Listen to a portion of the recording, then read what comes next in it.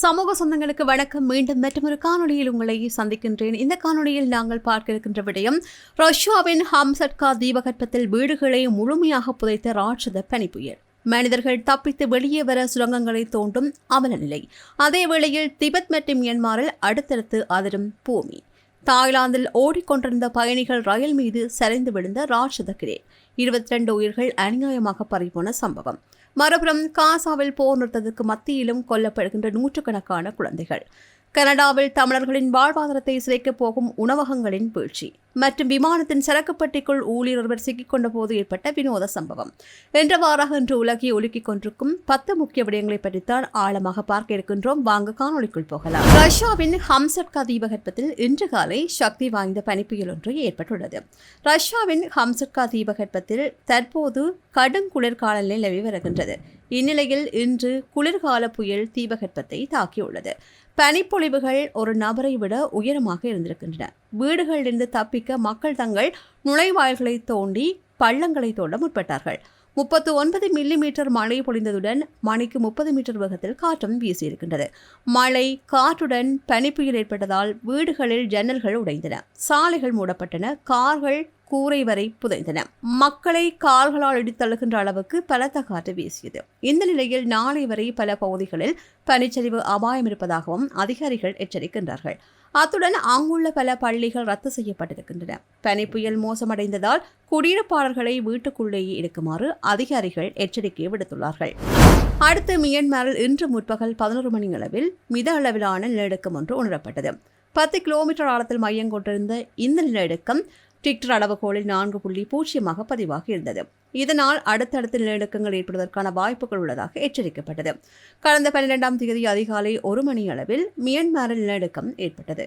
இது 130 கிலோமீட்டர் ஆழத்தில் மையம் கொண்டிருந்த நிலையில் ரிக்டர் அளவுகோல் 5.0 பதிவாகி இருந்தது. இதேபோன்று திபெத்திலும் இன்று நண்பகல் 12:30 மணி அளவில் நிலநடுக்கம் பதிவாகி இருக்கின்றது. 90 கிலோமீட்டர் ஆழத்தில் மையம் கொண்டிருந்த இந்த நிலநடுக்கம் ரிக்டர் அளவுகோலில் 4.3 பதிவாகியிருந்தது. இதனை தேசிய நிலநடுக்க அறிவியல் மையம் இன்று தெரிவித்துள்ளது. திபெத்தில் நேற்றிரவும் 11 மணி அளவில் நிலநடுக்கம் பதிவானது. இது ரிக்டர் அளவுகோலில் 3.8 பதிவாகி இருந்தது. இந்த அடுத்தடுத்த நிலநடுக்கங்களால் மக்கள் பெரும் அச்சத்தில் உறைந்துள்ளமையும் குறிப்பிடத்தக்கது.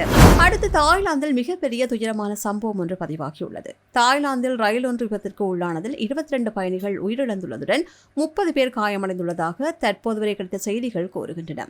கட்டுமான பணிக்காக பயன்படுத்தப்பட்ட கிரேன், அதாவது பாரந்தூக்கி ஒன்று எதிர்பாராத விதமாக ரயில் பட்டியின் மீது விழுந்ததால் இந்த சம்பவம் இடம்பெற்றுள்ளதாகவே கூறப்படுகின்றது. தாய்லாந்தின் வடகிழக்கு மாகாணமான நக்கோன் ரட்சசிமா பகுதியில்தான் இந்த சம்பவம் பதிவாகி இருக்கின்றது. இன்று காலை 9 மணியளவில் பாங்காக் நகரிலிருந்து உபோன் ரட்சதானி மாகாணத்தை நோக்கி பயணித்த பயணிகள் ரயில் மீதே அதிவேக ரயில் பாதை அமைக்கின்ற பணியில் ஈடுபட்டிருந்த ராட்சத கிரேன் ஒன்று சரிந்து விழுந்தது. சமீபத்திய அதிகாரப்பூர்வ தகவல்களின்படி இந்த விபத்தில் குறைந்தது 22 பேர் உயிரிழந்துள்ளதாக உறுதி செய்யப்பட்டது. எனினும் இடிபாடுகளுக்குள் மேலும் சிலர் சிக்கியிருக்கலாம் என்பதால் பலி எண்ணிக்கை அதிகரிக்கக்கூடும் என்று அஞ்சப்படுகின்றது. 30க்கும் மேற்பட்ட பயணிகள் படுகாயமடைந்திருக்கின்றார்கள். அவர்கள் மீட்கப்பட்டு அருகிலுள்ள வைத்தியசாலைகளில் அனுமதிக்கப்பட்டுள்ளார்கள். கிரேன் விழுந்த வேகத்தில் ரயில் தடம் புரண்டதுடன் பெட்டிகள் நசுங்கி தீப்பிடித்தன. இதனால் பயணிகள் உள்ளேயே சிக்கிக் கொண்டார்கள். மீட்புப் படையினர் தீயணைத்து இடிபாடுகளை வெட்டி எடுத்து பயணிகளை மீட்கும் பணியில் ஈடுபட்டார்கள். மீட்புப் பணிகள் துரிதமாக இடம்பெற்றதுடன் விபத்திற்கான காரணம் குறித்து தாய்லாந்து போக்குவரத்து அமைச்சகமும் விசாரணைகளுக்கு உத்தரவிட்டிருக்கின்றது.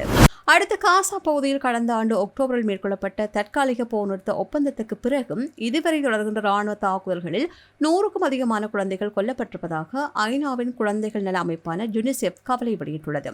இதுகுறித்து காசாவில் பணியாற்றும் யுனிசெஃப் செய்தி தொடர்பாளர் ஜேம்ஸ் எல்டர் கூறியுள்ளதாவது, போர் நிறுத்த ஒப்பந்தம் நடைமுறைக்கு வந்த பிறகு வான்வழி தாக்குதல்களும் துப்பாக்கிச்சூடு சம்பவங்களும் குறைந்திருந்தாலும் அவை முழுமையாக முடிவுக்கு வரவில்லை. இத்தகைய தொடர் தாக்குதல்களால் இதுவரை 100க்கும் அதிகமான குழந்தைகள் உயிரிழந்துள்ளார்கள். இதில் 60 சிறுவர்களும் 40 சிறுமிகளும் அடங்குவர். தற்போது வெளியிடப்பட்டுள்ள இந்த எண்ணிக்கை அதிகாரப்பூர்வ ஆதாரங்களுடன் உறுதிப்படுத்தப்பட்ட தகவல்கள் மட்டுமே. ஆனால் களத்தில் நவுகின்ற உண்மையான உயிரிழப்புகளின் எண்ணிக்கை இதைவிட மிக அதிகம் என்றே கூறப்படுகின்றது. அடுத்து கனடாவில் 2026ஆம் ஆண்டு மட்டும் 4000 வரையான உணவகங்கள் மூடப்படும் அபாயத்தில் உள்ளதால் தமிழர்கள் உட்பட பல வெளிநாட்டவர்களுக்கு வேலை இழப்பு ஏற்படும் அபாயம் உள்ளதாக தெரிவிக்கப்படுகின்றது. சமகாலத்தில் பல உணவகங்கள் தங்கள் வர்த்தகத்தை முன்னோக்கி கொண்டு செல்வதில் பெரும் சிரமங்களை எதிர்கொண்டு வருகின்றன. ஊழியர்களுக்கான சம்பளம், காப்புறுதி மற்றும் வாடகை ஆகியவற்றுக்காக உணவக உரிமையாளர்கள் செலவழிக்கின்ற தொகை சடுதியாக அதிகரித்துள்ளது. அத்துடன் வாழ்க்கை செலவு அதிகரித்துள்ள நிலையில் உணவகங்களுக்கு செல்கின்ற வாடிக்கையாளர்களின் எண்ணிக்கையிலும் கணிசமான வீழ்ச்சி ஏற்பட்டுள்ளதாக சுட்டிக்காட்டப்படுகின்றது. இதன் காரணமாக உணவகங்கள் அதன் செலவுகளை ஈடுகட்ட முடியாமல் திணறி வருவதாகவே அதன் உரிமையாளர்கள் கவலை தெரிவித்துள்ளனர். இதேவேளை மதுபான விற்பனை குறைந்து வருவதும் மற்றொரு பெரிய பிரச்சனையாக அங்கு மாறியுள்ளது. முன்பு மதுபான விற்பனை உணவகங்களுக்கு அதிக லாபத்தை ஈட்டித் தந்ததால் செலவுகளை ஈடுகட்ட முடியுமாக இருந்தது. ஆரோக்கியத்தை பாதுகாப்பதற்காகவும் வீண் செலவுகளை தவிர்ப்பதற்காகவும் மக்கள் இப்போது குறைவாகவே மதுபானம் அருந்துவதாகவும் இதனால் உணவகங்கள் ஒரு முக்கியமான வருமான ஆதாரத்தை இழப்பதாகவும் கூறப்படுகின்றது. இந்நிலையில் உள்ளூர் சமூகங்களுக்கு தனித்துவமான உணவுகளை வழங்கும் சிறு உணவகங்கள் இவற்றால் அதிகமாக பாதிக்கப்படுகின்றன. இதன் காரணமாக பெருந்தொகையான உணவகங்கள் மூடப்பட உள்ளதால் பலர் வேலைவாய்ப்பினை இழக்க உள்ளதாக கூறப்படுகின்றது. கனடா உள்ளிட்ட வெளிநாடுகளில் அதிகளவான தமிழர்கள் உணவகங்களில் பணியாற்றி வருகின்றமையும் இங்கு குறிப்பிடத்தக்கது. உகாண்டாவில் நாடு தழுவிய ரீதியில் கையடக்க தொலைபேசி சேவை மற்றும் இணைய சேவைகள் முடக்கப்பட்டிருக்கின்றன. அந்த நாட்டு ஜனாதிபதி யோவேரி முஷேனிக்கு எதிராக முன்னெடுக்கப்படுகின்ற ஆர்ப்பாட்டங்கள் காரணமாகவே இந்த நடவடிக்கை எடுக்கப்பட்டுள்ளதாகவே சர்வதேச செய்திகள் கூறுகின்றன. உகாண்டாவில் நாளை இடம்பெறவுள்ள பொதுத் தேர்தலை முன்னிட்டு தேசிய பாதுகாப்பு கருதி இன்று முதல் நாடு முழுவதும் இணைய சேவைகளை துண்டித்துள்ளதாக அந்த நாட்டு அரசாங்கம் கூறுகின்றது. இதனால் மக்கள் தகவல்களை பகிர்ந்து கொள்வதிலும் போராட்டங்களை ஒருங்கிணைப்பதிலும் பெரும் சிக்கல்களை எதிர்நோக்கி வருகின்றார்கள். உகாண்டாவின் ஜனாதிபதி யோவேரி முஷவேனி நாளை இடம்பெறவுள்ள தேர்தலில் 7வது முறையாக போட்டியிடுகின்றார். இந்த நிலையில் ஒரு அரசியல்வாதி இவ்வளவு காலம் ஆட்சியில் இருப்பது ஜனநாயகத்திற்கு எதிரானது என்று இளைஞர்களும் எதிர்க்கட்சியினரும் தெரிவித்து வருகின்றார்கள். இதனால் தான் அதிகார மாற்றத்தை கோரி போராட்டம் முன்னெடுக்கப்பட்டுள்ளதாக அந்த நாட்டு செய்திகள் கூறுகின்றன. அடுத்து சுவிட்சர்லாந்துக்கு இடம்பெறும் ஜெர்மன் நாட்டு செவிலியர்களால் ஜெர்மன் மருத்துவமனைகளுக்கு பயங்கரமான பாதிப்பு ஒன்று உருவாகியுள்ளது. ஊதியத்தில் உள்ள வித்தியாசம் போன்ற காரணங்களால் ஜெர்மன் மருத்துவமனைகளில் பணியாற்றும் செவிலியர்கள் சுவிட்சர்லாந்துக்கு இடம்பெயர்ந்துள்ளார்கள். விடயம் என்னவென்றால் அது ஜெர்மன் மருத்துவமனைகள் மீது மோசமான தாக்கத்தை உருவாக்கியுள்ளது. இது நோயாளிகளின் மரணம் உட்பட பல விடயங்களை சம்பாதித்துக் கொடுத்திருக்கின்றது. இங்கு நோயாளிகளின் மரணம் உட்பட பல விடயங்கள் அங்கு அரங்கேறி இருக்கின்றன. ஜெர்மனி மருத்துவமனைகளிலிருந்து 12% செவிலியர்கள் சுவிட்சர்லாந்துக்கு வந்துவிட்டதால் ஜெர்மனியில் நோயாளிகள் இறப்பு வீதம் 4.4% அதிகரித்துள்ளதாகவே சமீபத்திய ஆய்வு ஒன்றும் கூறுகின்றது. இன்னொரு விடயம் என்னவென்றால் இப்படி ஜெர்மன் மருத்துவமனைகளிலிருந்து செவிலியர்கள் சுவிட்சர்லாந்துக்கு வந்துவிட்டாலும் சுவிட்சர்லாந்துக்கு இதனால் எந்த நன்மையும் ஏற்படவில்லை என்றும் அந்த ஆய்வு கூறுகின்றது. அடுத்து ஏர் கனடா ரோஷ் விமானத்தின் சரக்கு பெட்டிக்குள் ஊழியர் ஒருவர் சிக்கிக்கொண்ட சம்பவம் டொரண்டோ விமான நிலையத்தில் பெரும் பரபரப்பை ஏற்படுத்தியுள்ளது. டொரண்டோ சர்வதேச விமான நிலையத்தில் தரை கட்டுப்பாட்டு ஊழியர் ஒருவர் தவறுதலாக ஏர் கனடா ரோஷ் விமானத்தின் சரக்கு பெட்டிக்குள் தவறுதலாக வைத்து பூட்டப்பட்டுள்ளார். டிசம்பர் 13ஆம் தேதி டொரண்டோவிலிருந்து நியூ பிரென்ச்விக்கின் நகருக்கு 184 பயணிகளுடன் பறக்க திட்டமிடப்பட்டிருந்த இந்த விமானத்தில் இந்த சம்பவம் பதிவாகி இருக்கின்றது.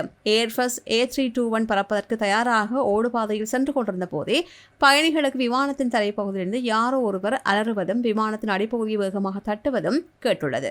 அசாதாரண சூழ்நிலைகளை உணர்ந்து கொண்ட விமான ஊழியர்கள் கட்டுப்பாட்டு அறைக்கு தகவல் கொடுத்ததுடன் விமானத்தின் இயக்கத்தையும் உடனடியாக நிறுத்தினர். பின்னர் நடத்தப்பட்ட சோதனையில் விமான ஊழியர் ஒருவர் சரக்குப்பட்டிக்குள் தவறுதலாக பூட்டப்பட்ட சம்பவம் உறுதிப்படுத்தப்பட்டது. அதிர்ஷ்டவசமாக பாதிக்கப்பட்ட ஊழியருக்கு எந்த ஒரு காயமும் ஏற்படவில்லை. இந்த குளறுபடி காரணமாக விமானம் ரத்து செய்யப்பட்டதுடன் பயணிகள் பெரும் சிரமத்திற்கு உள்ளாகினார்கள்.